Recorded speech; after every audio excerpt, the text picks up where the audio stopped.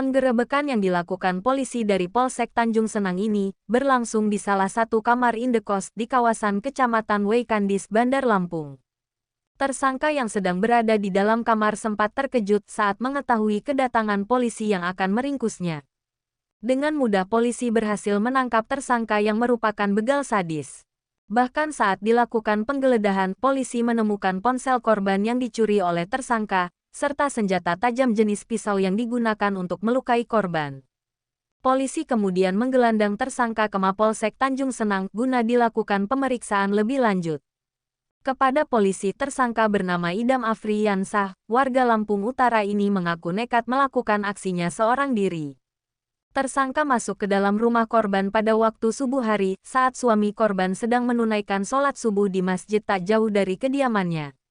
Saat berada di dalam rumah korban, tersangka terpergok istri korban yang langsung berteriak meminta tolong. Karena panik, tersangka kemudian melukai istri korban dengan senjata tajam jenis pisau, serta membawa kabur dompet dan ponsel genggam milik korban. Selain berhasil meringkus tersangka di lokasi persembunyiannya, polisi juga menyita ponsel genggam milik korban yang belum sempat dijual, serta senjata tajam jenis pisau yang digunakan tersangka saat beraksi.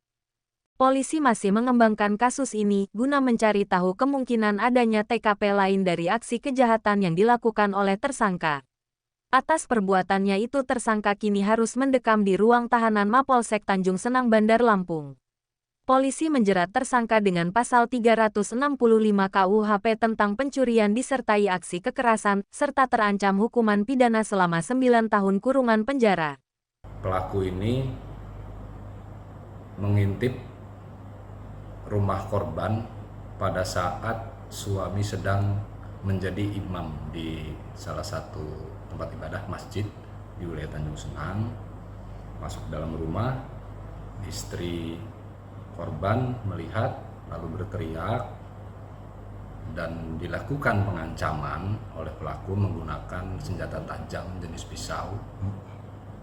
Ditarik dari ruang tamu ke dalam kamar. Dan di situ ada anaknya yang masih kecil. Setelah istri korban berontak, pelaku melarikan diri dengan membawa tas, lalu handphone juga dibawa oleh pelaku ya.